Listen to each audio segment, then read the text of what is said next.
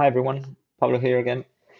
So in today's video, we're going to look at SD Access Wireless Fabric on Cisco DNA Center. So this is adding on to previous videos in this series. So on previous videos, we have onboarded all this SD Access Fabric from a switching perspective. In the latest video, we had onboarded via plug and play the water stand controller and the access points. So in today's video, we're going to then add a fabric role to that water stand controller so we can have fabric wireless. So these are the steps that we're going to follow on today. So add a fabric role to the water stand controller, enable the wireless IP pool for that the clients are going to use. We're going to verify that that SSID is active and we're going to test an endpoint connecting to that corporate SSID. All right, so let's jump into the lab. So let's first go to DNA Center.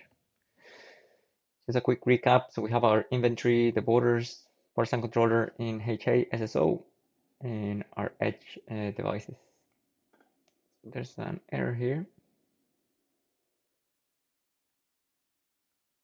Okay, we won't pay much attention to that. Let's just do a resync for that, and hopefully it will go away. If you go to the design page, let's look at the address pools that I have. So I'm going to use the same corp data pool for both the wired and the wireless users. Let's go back to public sites. This point.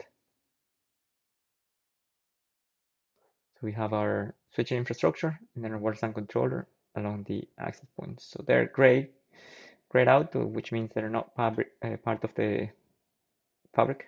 So we need to enable that function in here. So just sliding that button in there and hit deploy. So if we go to the water stand controller, we see that the fabric status is disabled.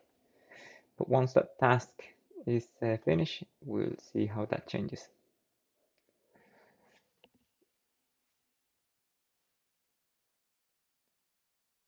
So let me just go back here to fabric, probably better to see it from there.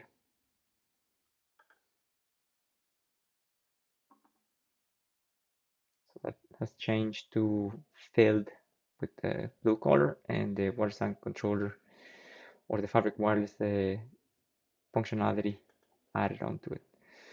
So that has been deployed by now.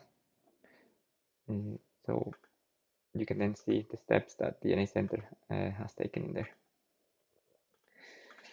If I go to the controller GUI, I'll refresh that.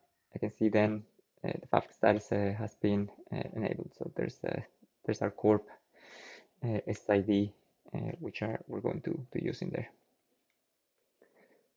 Okay, let's go back to DNA Center.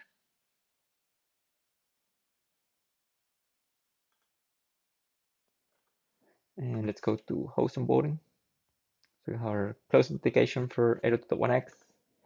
We have our two virtual networks enabled. So corp for users on the corporate that are going to access the corporate virtual network, and the infra VN for the access points. Go to wireless SSIDs. So we had created as part of a previous video the corp SSID, which is an enterprise SSID with WPA2 security. It's going to be used for both voice and data. Let's select corp as our IP pool.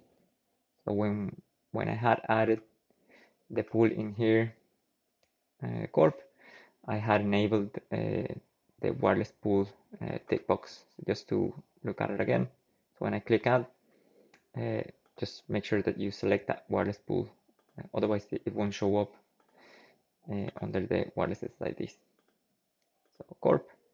I'm not going to assign any SGTs as that will be assigned by ICE whenever a user authenticates. Let's deploy that. But before we do that, let's check here on the wireless LAN controller, and let's check on our wireless LANs. So you can see our core SSID is disabled in there. So when we enable that on DNA Center,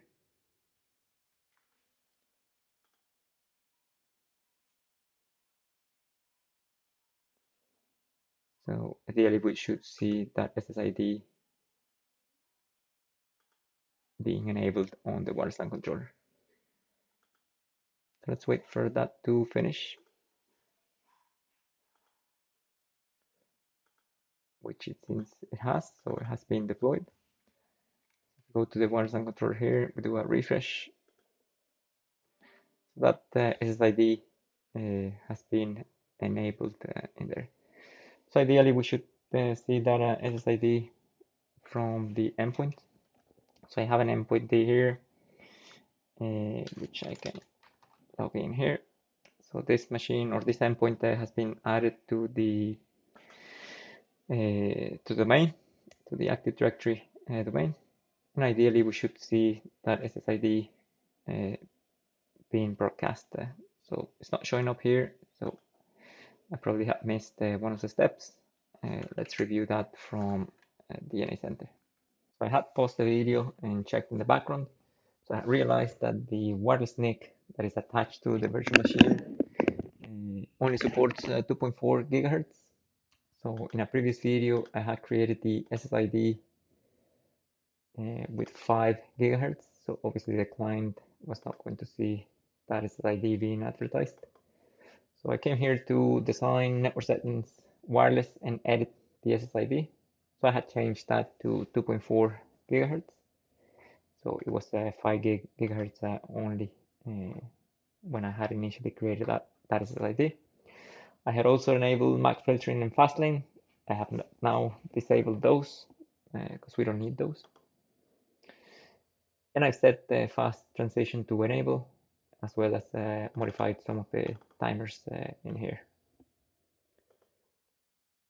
Okay, so these settings I've already done in the background. So I'm just showing you what I've done in there. I have also provisioned those onto the wireless LAN controller. So once I did those changes, I just came here, selected my wireless LAN controller, actions, provision, went all the way to the end.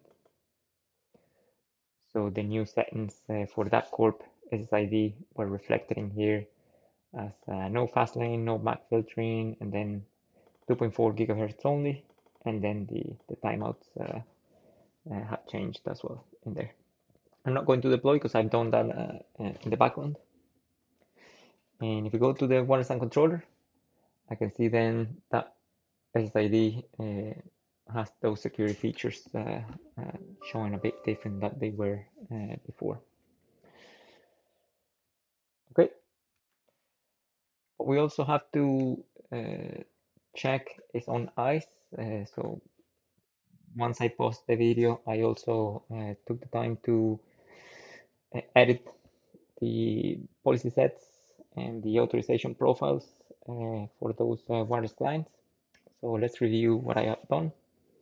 So on my existing 802.1x, what I had done is I added the wireless 802.1x with an OR operation. So if it's a wire 802.1x or wireless 802.1x, it will hit this policy set. Under authentication, same thing, an OR operation for wire and wireless. And then I had added a number of authorization policies in here. So what I added there is the 802.1x finance wireless. And let's actually change this because it's not wireless access. It should be then wireless 802.1x.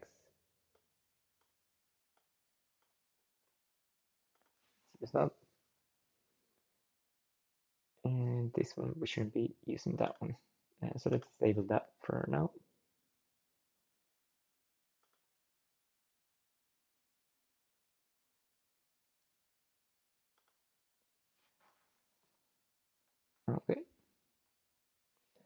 So let's also change this and add wired to that 1x. So this guy's in here. And for this one as well. I'll add those while I post the video and I'll come back. Okay, so those are added in there. I think I may have to change this from finance to BYOD. So the user that we're going to use is Tony. So he's a member of BYOD. So we'll have to change that in the policy set.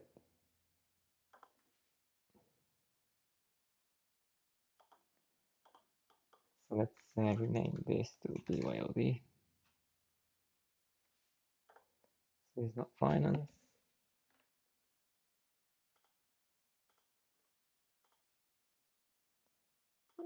It'll be BYOD, which means that this wireless, because I had changed the users, I swapped the groups from one to the other, so I have to change this one as well. So finance, this will be wired 0 to the 1x. If it's equal to finance, put it in here with the finance SGT. Here, if we have a BYOD wireless, we'll pretend it's a BYOD for now. We're not going to go through the BYOD workflow. Or actually, let's leave it as a BYOD for now. In a subsequent future video, we'll see the BYOD workflow. So let's leave it at that for now.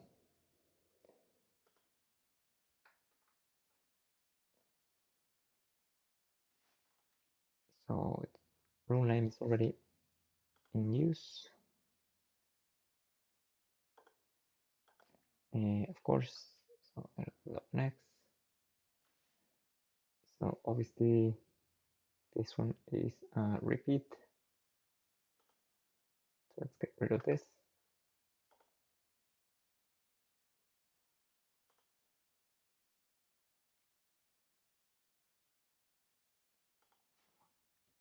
Okay, so it won't let me. Let me refresh the page just for a second. Do those changes one at a time. Unfortunately.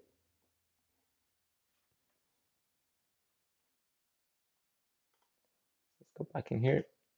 So yeah, all the changes have been reverted. So I'll change those and come back. Okay, so I have changed those or updated those. Let's save that.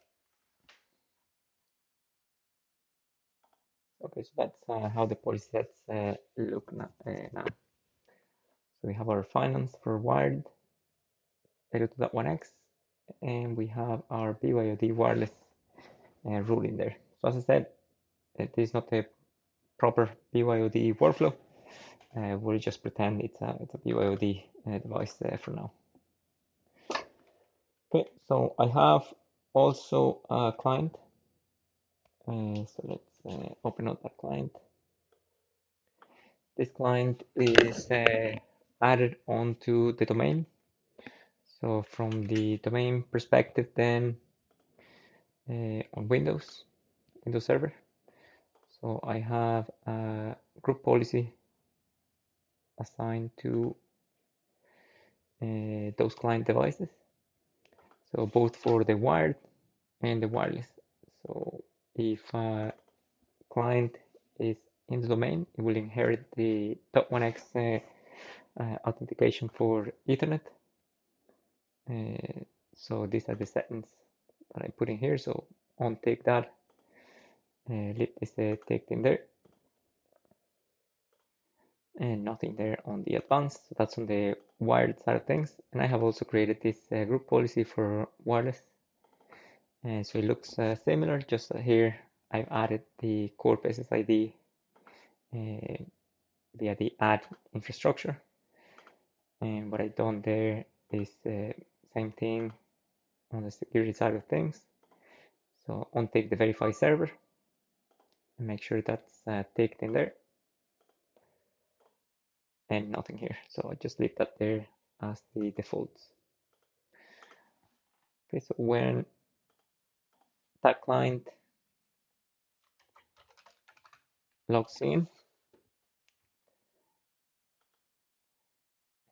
so what we can do is then let's do a wired authentication for now. So authentication failed. Let's see what happened with our rules.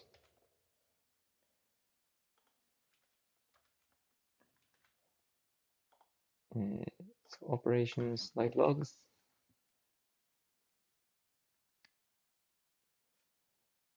Okay, so it went into the default.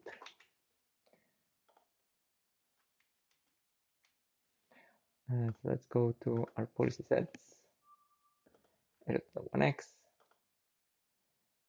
So wired, edit to 1x. Of course, because there's no BYOD. So let's duplicate this above. This will be just wired. So anything that is not implicitly saying wired or wireless means wired. So let's remove this, add the wireless or the wired use. This will be just core data and save. So I think we should be able to authenticate now.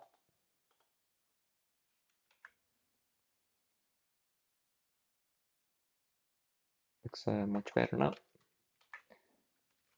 Go to operations radius like logs. All right, so we're hitting the correct one now. So what we can do then is open a command prompt in administrator mode, and let's do a GP update /force so we can download those wireless policies, wireless .1x configuration. So policy completed successfully. So we can disable that, go into the wireless, enable that. So it's picked up that via the group policy. So it's identifying now. Hopefully we'll have an IP address there. So 1053.19.206. So if we refresh here, that's a TP link NIC. In this case, has hit the 802.1x BYOD wireless. I think one thing we missed to check was the policy elements, the authorization profile, just so you have a look. So corp data wireless VN is what I'm using in the policy sets for the authorization rule. If I scroll down here, I'm using the VLAN in there. So VLAN, it's being assigned to the wireless LAN controller, so it puts the user in the correct virtual network. Again, from a controller perspective, then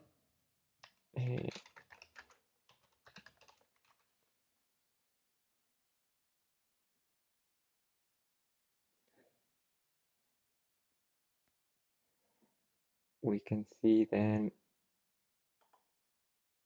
our clients. So that client, it's in run state, which means it's passed all the authentication. Authorization is attached to one of our access points, the 3800s. Okay, so we've successfully then added wireless fabric into our lab. So our wireless LAN controller fabric, deploy that SSID, and then test the endpoint connectivity via 802.1x onto that SSID. I hope this was of use and informative for you. So if you have any questions, just feel free to reach out directly to myself. Thank you. Goodbye.